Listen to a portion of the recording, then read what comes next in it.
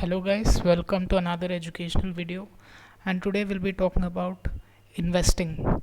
Not only investing, the why invest in the first place, what are the drastic effects it can have over the long term, and the advantages of it.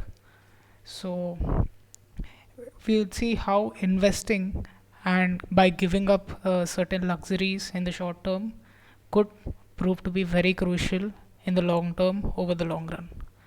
So let's take a simple example, a case study of sorts.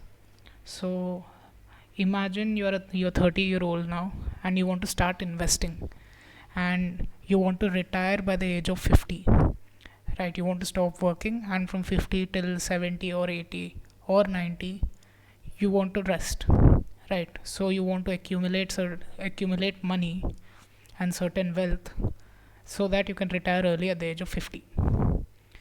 And right now you're 30 years old, so you and now you're earning 50,000 per month, which is a fair assumption to make, since that is around the average Indian income for working individuals, for white collar jobs especially. And now you spend 30,000 per month and you save the other 20 remaining 20,000. So if you're spending 30,000 out of your 50,000 salary, you have 20,000 remaining in hand. Now for the sake of this example, let us imagine a world without taxes. Let's ignore taxes for now. That's a small approximation we'll be making for this. So along with this, let's and you're saving 30 since you're saving 20,000 per month, so per year you'll be saving 1,20,000, right? Because 12 months, I'm sorry, it's 2,40,000 for a year. And along with these, let's take a 10% hike in salary every year. From 30 to 50 you'd be getting a 10% hike every year, and then your cost of living also increases along with it, but only by 5% every year. And now, so let's see what this would lead to and how much you would be making at the age of 50 by those 2 years. So I made a small table here. These are the years ranging from 1 to 20. So the first year would be when you're at the age of 30, and this would be when you're at the age of 50. So here we discussed that the initial income would be 50,000 per month. So that would be 50,000. I'm sorry, 50,000, and this column is for yearly income. So it would be 50,000 into 12 for 12 months. So that would be your yearly income. And for the second year, here we discuss that there is a 10% hike in salary every year. So for the second year it would be a 10% growth. So that would be 1.1 into the salary in the previous year, which is 6 lakhs. 50,000 into 12 is 6 lakhs. So now you have 6,60,000. So if we drag this in Excel, this formula increases every year by 10%, increases your salary every year by 10%. So you started at 6 lakh per year, and then in the end at your retirement you have around 36 to 37 lakhs per year. So this is the yearly income line and yearly expense. So you start spending at 30k per month. So your yearly expenditure would be this 30k into 12. And now the cost of living increases by 5% every year. So this would be an increase in 5%, which means 1.05 into the previous cell.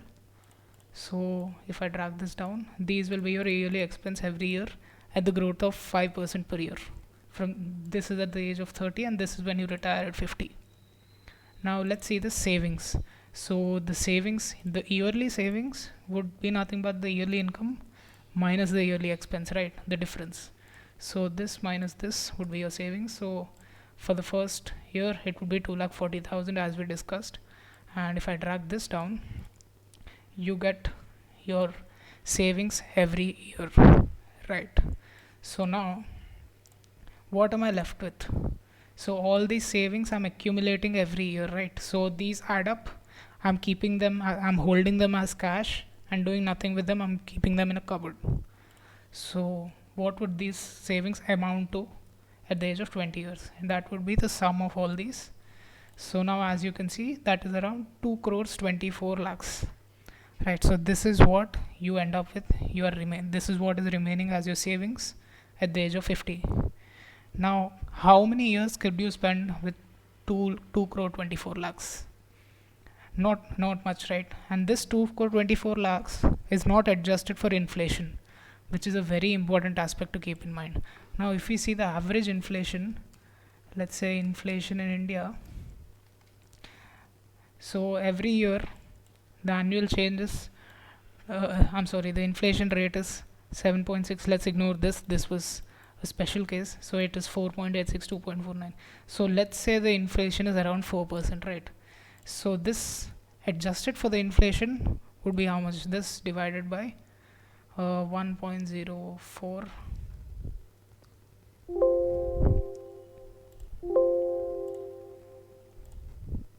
1.04 to the power 20, because it's 20 years. So after adjusting to inflation, you're barely left with 1 crore. So with 1 crore, how many years could you live right now? If you had 1 crore, maybe you could live for, let's say, 10 years, maybe not more than that, right? So you have nothing left and you'd be in a panic situation at the age of 60 if you go by this method of no investing. Now let's take a second example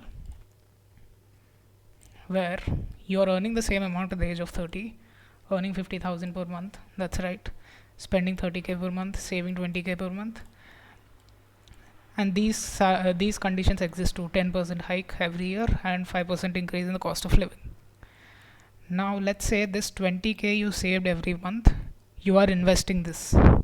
So you are investing 20k per month, which is 2,40,000 per year. This is your investment every year. Now where will you invest this? Investing all 2,40,000 in a bank FD or a risk-free return is not a great idea. You need a proper allocation of money. So this concept is known as capital allocation, or also it's called asset allocation. So how do you allot this money? So in this money, so the money you have which you want to invest, you'll be dividing this money into debt instruments and equity instruments, right? So debt instruments are basically your risk-free instruments like bank FDs or government bonds, and equity instruments are your stocks.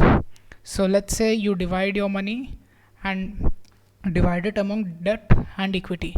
Now how much would you give to which one? So out of the 2,40,000, would you split it 50-50, half in stocks, half in debt? So there is a general rule for that. This is a famous rule. So your age is equal to the weight of debt instruments in portfolio. What does this mean? So this means when you're age 20, 20% of your savings should go into debt instruments, into bank FDs or at a risk-free rate, and the remaining 80% should be in equities. And suppose your age is, let's say, 50 or 60, then 50% of your savings should be inside risk-free instruments.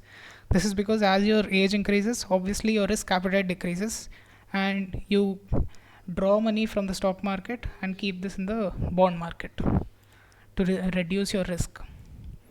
So I'll demonstrate this with an example. So your percentage return, overall return, after dividing it into debt and equity, would be weight of debt into the return on debt instruments, plus weight of equity into return on equity instruments.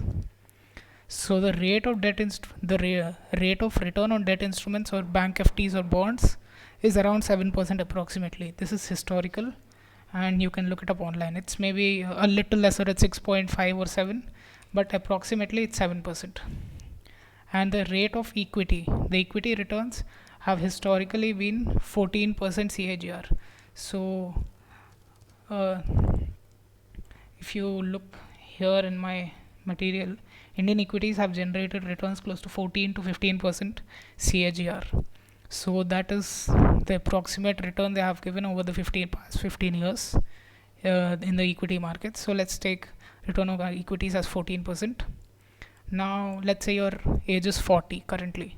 So the percentage return you would be making at the age of 40, the money you've saved at the age of 40 would be 0.4, because that is your age. 40 age means 0.4 in debt and the remaining 0.6 in equity. So your percentage return would be 0.4 into this 7% plus 0.6 into this 14%. So this would be 11.2%. So the money you are saving at the age of 40, you would be making 11.2 percentage return annually on that. I hope you understood this point of capital allocation. Now let's take these rules and try to see how much money I would be making in that case. So I've already written down these values in this Excel sheet. So first column here you have age ranging from 30 to 50. Yearly income again same, 6 lakh per month, increasing at 10% per year. Yearly expenses increasing at 5% per year. Same, these two columns are the same. Now the retained cash is also the same. What is changing is on this retained cash you are making a percentage return. So at the age of 30 you would make a percentage return of this retained cash of 2,40,000. On this cash you would be making an yearly return of 11.9% for the next 20 years till the age of 50. So if you do that, 2,40,000 at 11.9% return after 20 years turns into this. This is about 22,74,000.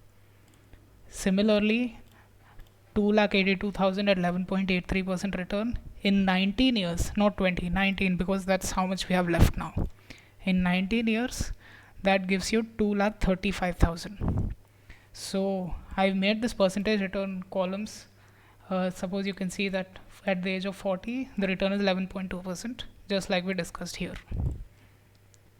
So these are these are your final sum amounts that you would get from each of the instruments each of the investments you made at the end of each year. So the total sum of all these, as you can see I've calculated here, is about 5 crore 80 lakhs. In this case we got 2 crore 24 lakhs, and in this case we got 5 crore 80 lakhs, which is more than double, and we haven't even risked our capital too much, right? If I adjust this for inflation, even after adjustment for inflation, this would be divided by 1 at 4% inflation. This would come up to around how much? 2 crore 64,000, and here we got 1 crore. So this is more than double again. It's almost 2.6 times, with a small capital allocation rule which minimizes our risks to the maximum possible extent. So this is the power of investing, and this is the use of investing, right? So now we'll look at some of the other instruments we can invest in. So this you can see why invest. So why invest?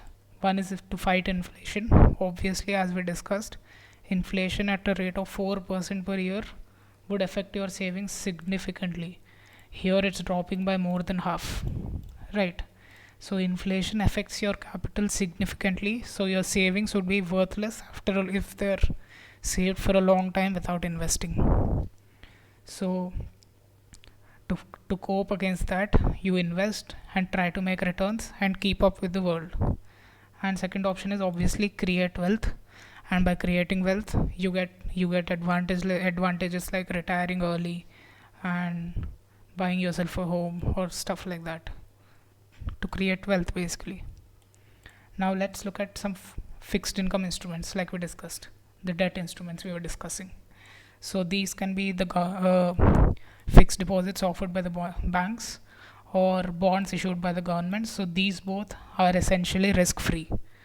Bonds issued by the government related to agencies, even these are a little more riskier than these government bonds, so the returns on this would be slightly greater.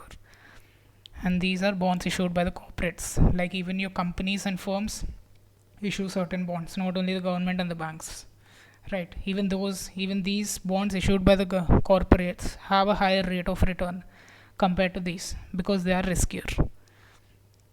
Now the second one, as you all know, is equity. And this, in equities you do not get a fixed income.